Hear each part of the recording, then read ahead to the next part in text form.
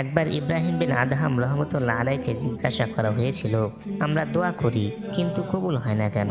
তিনি বললেন, তোমাদের অন্তর মারা গেছে 10টি কারণে। প্রথম নাম্বার হলো, তোমরা আল্লাহকে জানার পরেও তার অধিকার আদায় করো না। দ্বিতীয়, তোমরা মনে করো যে তোমরা আল্লাহর রসুলকে ভালোবাসো কিন্তু তার সুন্নাতকে প্রত্যাখ্যান করো। তৃতীয়, তোমরা কোরআন পড়ছো কিন্তু সে অনুযায়ী আমল করছো না। চতুর্থ, তোমরা আল্লাহর নিয়ামত ভক্ষণ করছো কিন্তু তার কৃতজ্ঞতা প্রকাশ করছো না। 5 নম্বর, তোমরা বলছো যে শয়তান তোমাদের শত্রু কিন্তু তোমরা আবার তারই অনুসরণ করছো।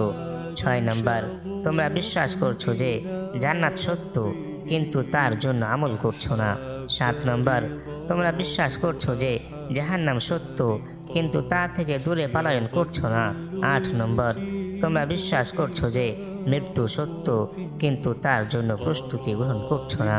9 নম্বর, তোমরা ঘুম থেকে উঠে মানুষের দোষ ত্রুটি নিয়ে ব্যস্ত থাকছো কিন্তু নিজের দোষ ত্রুটি ভুলে যাচ্ছ। 10 নম্বর, তোমরা মৃত্যুদের দাফন করছো কিন্তু তা হতে শিক্ষা গ্রহণ করছো না।